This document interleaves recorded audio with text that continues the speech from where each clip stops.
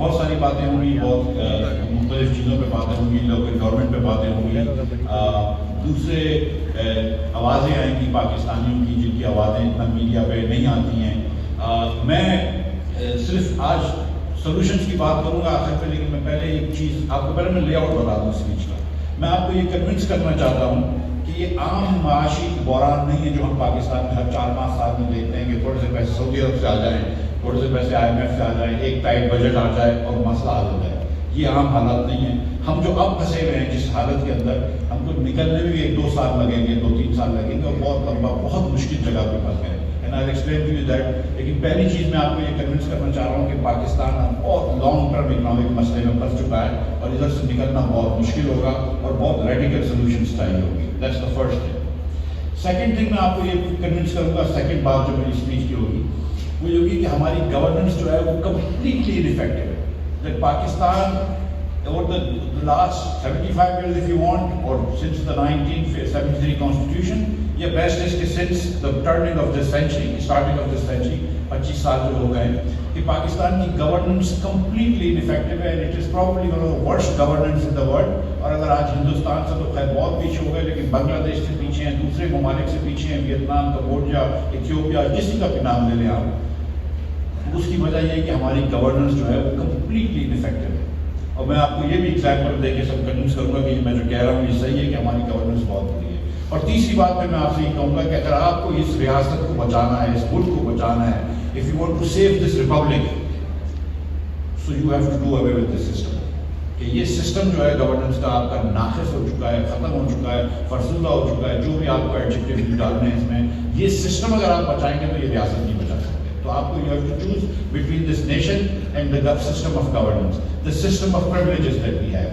ہر آدمی اپنی جو privileges لے کے بیٹھا ہوا ہے، چاہے وہ ایلیٹ ہو یا جو بھی ہو، جو بھی ہمارا سسٹم ہے اس کو جب تک آپ فنڈامنٹلی چینج نہیں کریں گے یہ ملک آگے نہیں جا سکتا. تو پہلے میں آپ کو یہ بتانا چاہتا ہوں کہ پاکستان کتنا اکنامک میس میں پھنسا ہوا ہے. میں آپ کو جسٹ ٹو ٹیل یو کہ اس سال پاکستانی حکومت جو ہے وہ 6,000 ارب روپیہ سود میں دے گی. 6,000 ارب روپیہ سود میں دے گی، جس کو ہم 21 بلین ڈالر سود میں دے رہے ہیں. یہ پاکستانی روپوں میں تقریباً سود میں دینا ہے، اس میں سے 19 ارب ڈالر اور 2 ارب ڈالر سود میں ہم کو دینا ہے US ڈالر. 6,000 ارب روپیہ ہم کو سود میں دینا ہے. یہ ایک نمبر یاد رکھیے گا. اور اس سال اور ہر سال ہم کو 20 سے 25 ارب ڈالر جو ہے وہ لوگوں کے واپس کرنے ہیں، وہ ان کے اثر واپس کرنے ہیں. کیونکہ ہمارے پاس اس وقت تقریباً 34,000 ارب روپے کا قرضہ لوکل گورنمنٹ مطلب لوکل کرنسی میں ہے اور 100 بلین ڈالر سے زیادہ کا قرضہ ہمیں فارن کرنسی میں ہے. وہ 100 بلین ڈالر کا قرضہ جو ہے اس میں ہر سال ہم کو اس کے اوپر سود دینا ہوتا ہے 2-2.5 بلین ڈالر اور تقریباً ہم کو 25 ارب ڈالر کو واپس کرنے ہوتے ہیں سالانہ. تو یہ 2 نمبر یاد رکھیے گا کہ 6,000 ارب روپے آپ کو دینا ہے سود اور 25 بلین ڈالر آپ کو دینے ہیں واپس. اب ہم یہ کس طرح واپس کرتے ہیں؟ 25 بلین ڈالر ہم کو ہر سال دینے ہوتے ہیں، کس طرح واپس کرتے ہیں؟ ہمارا ایک بڑا آسان طریقہ ہے کہ ہم ایک ملک سے لے کے دوسرے ملک کو دیتے ہیں، دوسرے ملک سے لے کے تیسرے ملک کو دیتے ہیں، ایک بین الاقوامی ادارے سے لے کے دوسرے کو لیتے ہیں. IMF سے لون لیا، ورلڈ بینک کو واپس کیا، ورلڈ بینک کا لون سے ایشین ڈیولپمنٹ بینک کو واپس کیا، سعودی سے پیسے لے کے چائنا کو چیک لکھ دیا، چائنا سے پیسے لے کے UAE کو چیک لکھ دیا. اب دنیا آپ کو پیسے دینے کے لیے تیار نہیں ہے کیونکہ آپ نے بہت عرصے تک یہ کام کیا ہے. اب جو دوسری چیز آپ نے یاد رکھنی ہے کہ آپ جو اس سال آپ 6,000 ارب روپے کا بجٹ کا خسارہ کریں گے جو تقریباً 7.5% آف GDP ہوگا.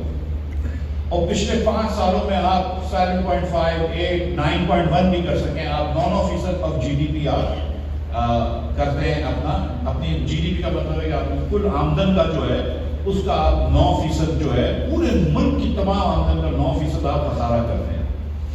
وہ خسارہ پورا کرنے کے لیے آپ کو بینکوں سے بورو کرنا پڑتا ہے، لیکن کیونکہ پاکستانیوں کے پاس پیسے نہیں ہوتے، جتنی ہم سیونگ کرتے ہیں اتنی ہم انویسٹمنٹ کرتے ہیں، ہمارے پاس کوئی سرپلس نہیں ہوتا، ہمارے بینکوں کے پاس پیسے نہیں ہوتے، تو ہم وہ پیسے چھاپنے ہوتے ہیں بینک کو چھاپ کے جس سے مہنگائی بڑھتی ہے، منی سپلائی بڑھ جاتی ہے، لیکن وہ ریئل کوانٹٹی تو نہیں ہوتی ہے.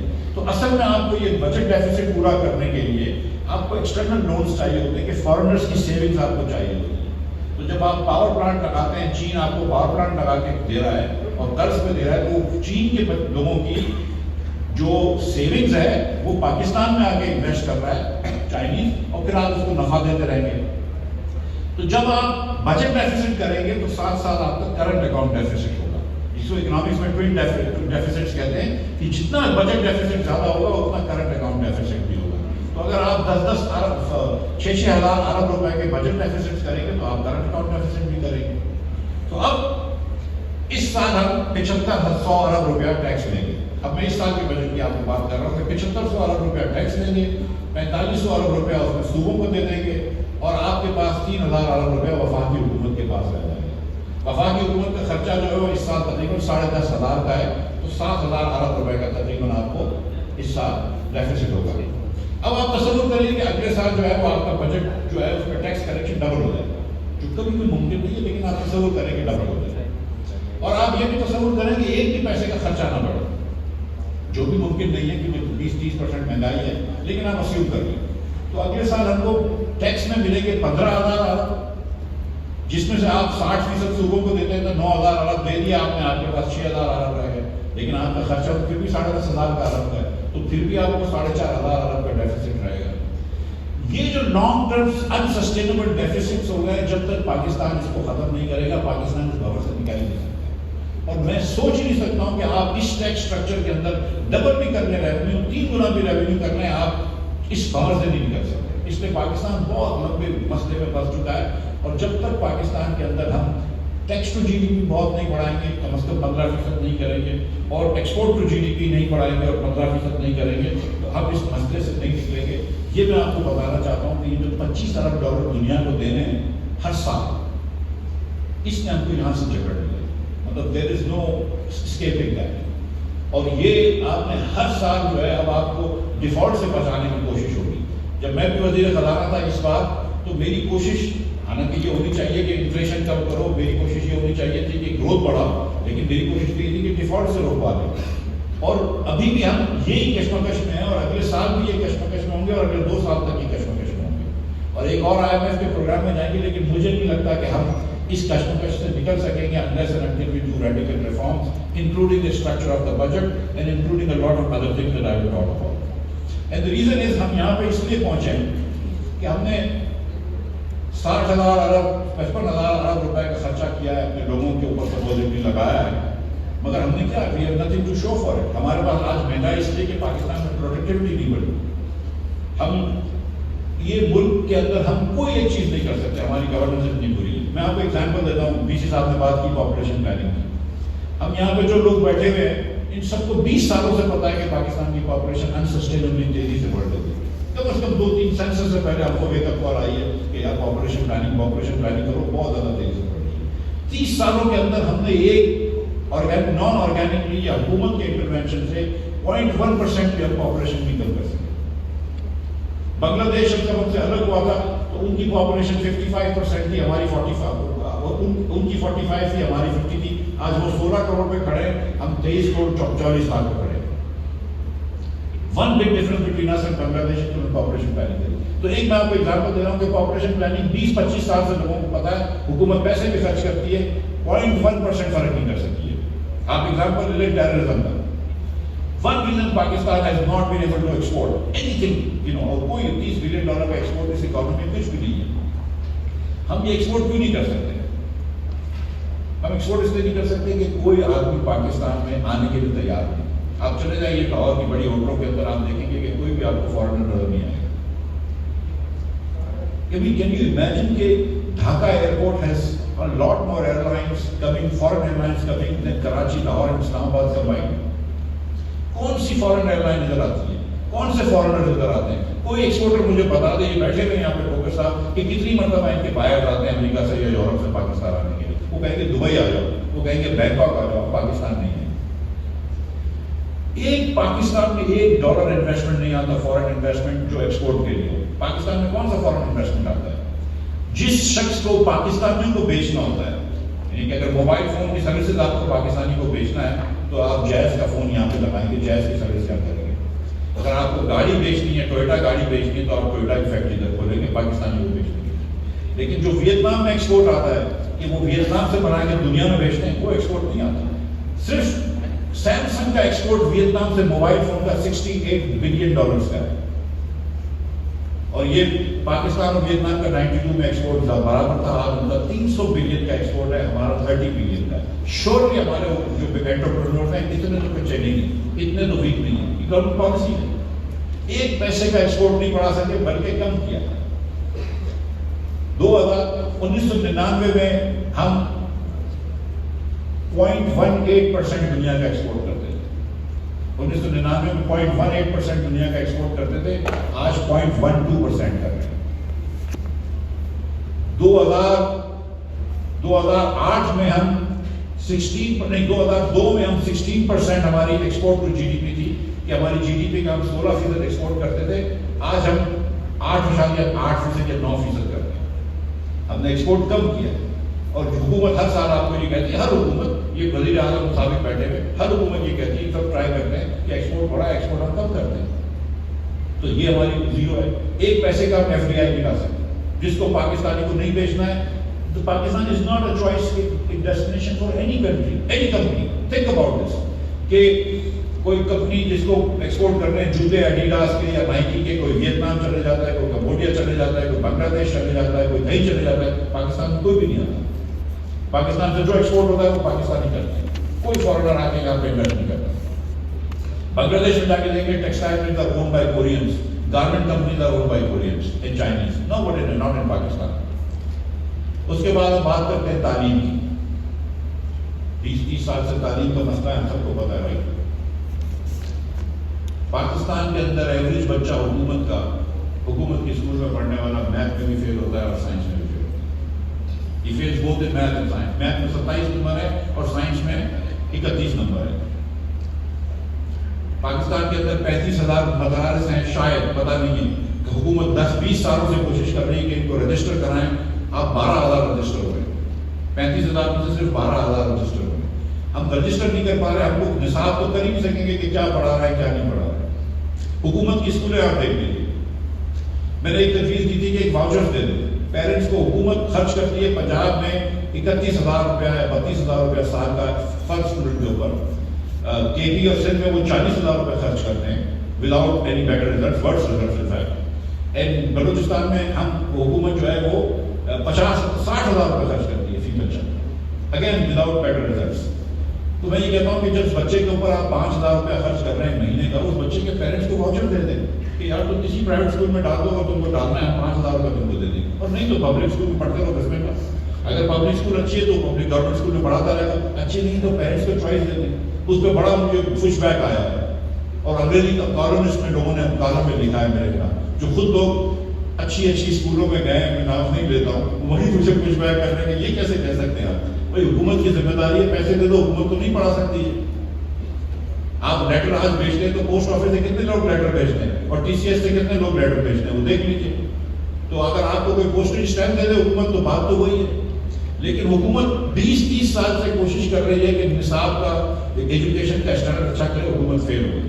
تو گورننس ایجوکیشن میں بھی فیل ہو گئی. آپ کی ہائر ایجوکیشن کو ہم نے تباہ کر دیا ہے. ہمارے پی ایچ ڈی پلیجرائز ہیں ماسٹر. ہم نے ایچ ای سی کے اندر سیاست شروع کر دی. لیکن ابھی I want to talk about the problems of the masses and not very few.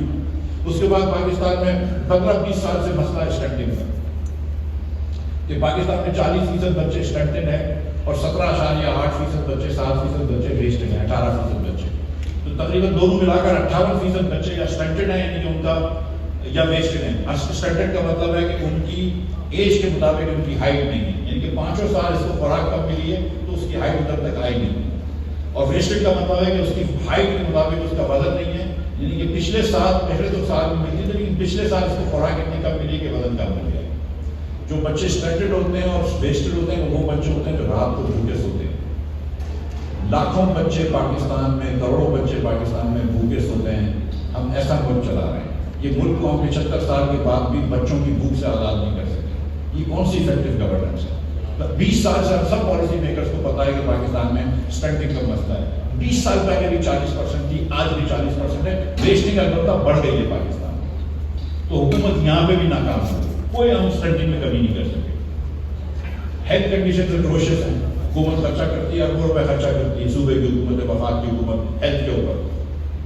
40% عورتوں کو پاکستان کی زچگی کی عمر کی عورتوں کو بٹوین 15 and 49 اور آئرن ڈیفیشنٹ. جو آئرن ڈیفیشنٹ عورت ہوتی ہے اس کو برتھ ویٹ جو اس کے بچے کا ہوتا ہے وہ کم ہوتا ہے اینڈ دین بیکم اسٹنٹڈ. پاکستان میں نہیں، میں اس طرح لسوتو میں 44 بچے مر جاتے ہیں in the first 28 days of life out of 1000. 44 kids, the worst in the world. 44 kids, Lesotho میں. Second worst is South Sudan. مطلب 40 بچے مرتے ہیں out of 1000 in the first 28 days of life. But there is another country which is equally bad as South Sudan, which is Pakistan. ہمارے یہاں 40 بچے مر جاتے ہیں within 28 days. اور میں آپ کو ایک اور بات بتاؤں کہ if you live in defence Karachi اور KDA Karachi, if you live in model town Lahore اور گلبرگ لاہور اور ڈیفینس لاہور, اور if you live in F6 F7 اور E7 in اسلام آباد, یہ بچے نہیں مرتے 28-40 بچے, یہ تو 4-5 بچے بھی نہیں مرتے 1000 میں سے. لیکن جب آپ غریب ایریا میں رہتے ہیں, آپ پھول نگر میں رہتے ہیں, آپ چھوٹے گاؤں میں رہتے ہیں, چاہے وہ سندھ ہو, پنجاب ہو, KP ہو, بلوچستان ہو, وہاں پہ بچے مر جاتے ہیں. ہم نے کچھ نہیں کیا, nothing to show for it, nothing to show for it. ہم کوشش کر رہے ہیں, میں تھوڑا سا ایجوکیشن سے ہٹتا ہوں, ہم کوشش کر رہے ہیں کہ ایکسٹریمزم کم ہو جائے, ہم فیل ہو گئے. ہم کوشش کر رہے ہیں کہ سرکولر ڈیٹ کم ہو جائے. یہ تو میں اس کا تو مجھے بہت پتا ہے. 5 حکومتیں کوشش کر رہی ہیں. مشرف صاحب نے کوشش کی سرکولر ڈیٹ کم ہو. مشرف صاحب چھوڑ کے گئے 200 ارب روپے کے اوپر سرکولر ڈیٹ. پھر پیپلز پارٹی کی حکومت آئی, پیپلز پارٹی حکومت چھوڑ کے گئی 500 ارب روپے. 5 سال انہوں نے کوشش کی سرکولر ڈیٹ کم ہو جائے 500 ارب روپے. پھر نون کی حکومت آئی, شاہد عبادی صاحب پیٹرولیم منسٹر تھے, خالد آصف صاحب اس کے وزیر تھے,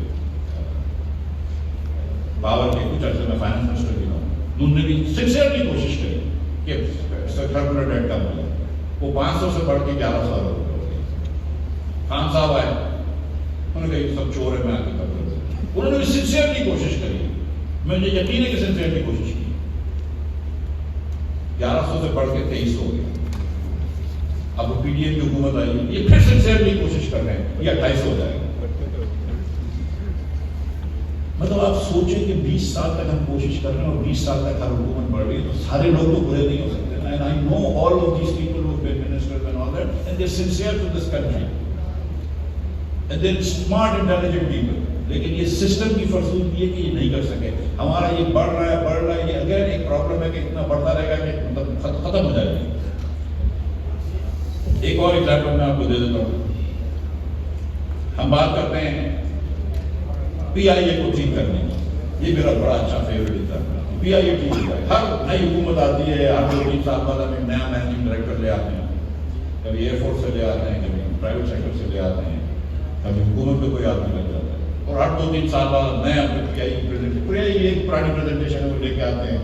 ری اسٹرکچرنگ آف PIA 17 ارب روپے یا 20 ارب روپے یا 30 ارب روپے فائنانس منسٹری کو دینے ہوتے ہیں, اور PIA ری اسٹرکچر ہوتی ہے. PIA نے 20 سالوں میں ایک مرتبہ بھی کسی بھی ایک سال میں پیسے نہیں کمائے. آپریٹنگ لاس بھی ہوا ہے اور ٹوٹل لاس بھی ہوا ہے. اس سال PIA 90 ارب روپے کا نقصان کرے گی. اس 90 ارب روپے میں سوچیں کہ کتنی گورنمنٹ کالجز آپ بنا سکتے ہیں اکراس پاکستان, لیکن آپ 90 ارب روپے وہ پے کریں, بالکل آگ لگا رہے ہیں 90 ارب روپے, کیونکہ آپ PIA کو نہ ٹھیک کر سکے نہ پرائیویٹائز کر سکے, اور ٹھیک تو ہو نہیں سکتی تو پرائیویٹائز بھی نہیں کرتے ہیں. اس ملک میں اگر آپ کے مکان میں کوئی آگے رہ جاتا ہے اور کرایہ نہیں دیتا, اس کو نکالنے میں کیسز سپریم کورٹ تک پہنچ جاتے ہیں, 20-20 سال لگ جاتے ہیں. آپ پاکستان کے اندر آپ کے گھر میں کوئی چوری کرتے ہیں, آپ کو پتا ہے وہ چور ہے, آپ اس کو بند نہیں کروا سکتے. آپ دیکھیں کہ کرکٹ کی بیٹنگ کا اسکینڈل پاکستان میں تھا, یہاں کمیشن بنے, یہ ہوا, آج تک کوئی نہیں پکڑا گیا. وہ انگلینڈ کے اندر 3 پاکستانیوں کو پکڑا, سزا دی, واپس بھیج دے, ختم ہو گئی. اب یہاں پہ ایک مطلب seriously do you take the court system seriously in Pakistan, کہ یہاں پہ کورٹ جو ہے کوئی ریزالو کر دے گا. کوئی بزنس ڈسپیوٹ ہو گیا تو کوئی ریزالو کر سکتا ہے. Court system is use less. I mean, I'm sorry to say this, کہ فار آرڈنری پاکستانی مطلب تھانہ کچہری جو ہے ایک عذاب ہے ان سے ڈیل کرنا. They're supposed to be helpful institutions, not hurtful institutions. لیکن ہم یہ بھی نہیں کر پاتے. آپ گھر بنانا ہو آپ کو, کراچی میں تو جو شیٹ لانے کے برابر ہے اگر آپ کو کوئی آفس بلڈنگ بنانی ہو, لیکن لاہور کے اندر اگر آپ کو تھوڑی سی اونچی عمارت بنانی ہے, آپ کو پرمیشن لیتے لیتے کتنا وقت لگتا ہے, اس سے کاسٹ آف ڈوئنگ بزنس کتنا بڑھ جاتا ہے. ہم 25-30 سال سے بات کر رہے ہیں کہ کچی آبادیاں اس کو ریگولرائز کر رہے ہیں، لوگوں کو ان کے مکان کی پرچی دینی ہے تاکہ وہ مکان سے ہی تعمیر کر سکیں. آج تک نہیں کر سکے. تو یہ حکومت جو ہے پاکستان کی، ناٹ دس گورنمنٹ، حکمرانی جو پاکستان کی ہے، چاہے وہ کوئی پارٹی ہو، ماشاء اللہ ہو، ہائیبرڈ ہو، پارلیمنٹری جمہوریت ہے، ہم نے سب دیکھ لی. ہم نے ہر حکومت دیکھ لی، ہم نے صرف بہتری نہیں دیکھی ہے. یہ حکومت کمپلیٹلی گورننس اسٹرکچر تو آپ کا یوز لیس ہے. آپ اکنامک کرائسس میں پھنسے ہوئے ہیں اور آپ کا ملک کے اندر لوگ پڑھے لکھے نہیں ہیں. جب آپ کے لوگ پڑھے لکھے نہیں ہوں گے، بچے صحت مند نہیں ہوں گے تو وہ ترقی نہیں کر سکیں گے. جب وہ ترقی نہیں کر سکیں گے تو ملک ترقی نہیں کر سکیں گے. یہ ہم الٹا سوچتے ہیں کہ جب ملک امیر ہو جائے گا تو آپ غریب لوگ کو امیر کر دیں گے. ایسا نہیں ہوتا ہے. جب غریب لوگ امیر ہوں گے تو آٹومیٹکلی ملک امیر ہوگا. یہ الٹا سوچ ہے. تو آپ نے ان لوگوں کو پڑھایا نہیں. جس بچے کو آپ نے پڑھایا نہیں ہے وہ بچہ انڈین انسٹیٹیوٹ آف ٹیکنالوجی کے بچے سے کیسے کمپیٹ کر سکتا ہے جو گوگل کے جا کے صدر بنتے ہیں، جو مائکروسافٹ کے جا کے صدر بنتے ہیں.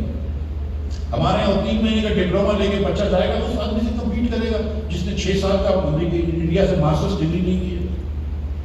ہم نے کس چیز کی تعلیم دی ہے بچوں کو؟ مطلب آپ کے پاس 75% لٹریسی پاورٹی ہے، جس کو کہتے ہیں.